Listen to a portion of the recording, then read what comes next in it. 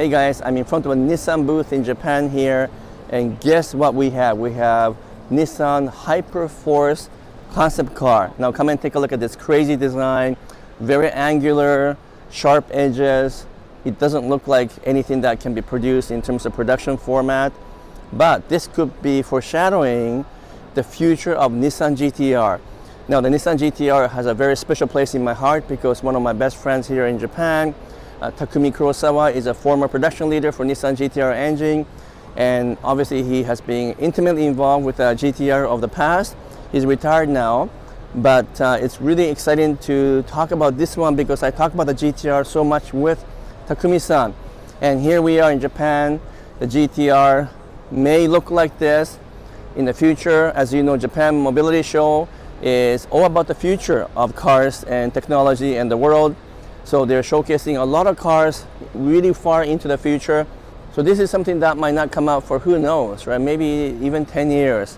But if this gives a glimpse of the future of Nissan GT-R and the trend continues this way, it could be a fascinating, cool car for GT-R.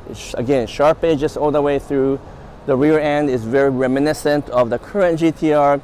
Big bulging fenders, large wheels with carbon fiber. It's called a roll carbon fiber. You can see the mesh coming together on the wheels.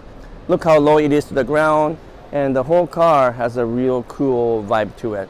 Yes, we're not going to see this version the way it is in a production format, but just to get a glimpse into the future, it's amazing.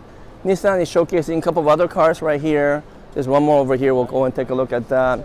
It's a beautiful booth actually, and I know that not all of you guys are fond of Nissan products just because they have different design trends compared to, let's say, Toyota.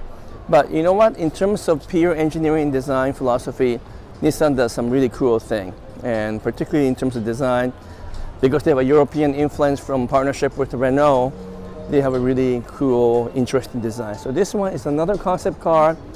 The Hyper Punk is supposed to look like something out of an arcade game. The wheels are actually round, of course, but you got the triangular light that makes it look like triangle wheels. Bold, even more angular design, all crisscrossing, intersecting with each other.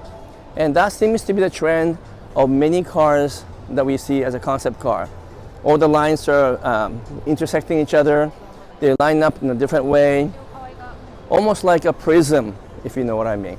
Let's take a look at one more final car all the way to the other side of this Nissan booth, which, by the way, occupies a huge space here at Japan Mobility Show. A lot of people are really staring at this car because it's just so outrageous in terms of design. But I can be sure the next GT-R could be fully electric or maybe a hybrid, and it could look something like that. So here's another concept car as well. This is a Hyper Tourer, and my best guess is that this is kind of like a Lexus LM or a Veilfire, Toyota Veilfire competitor, but it looks bigger. Now, look at this. Both doors open this way, not just the back end, fully open design.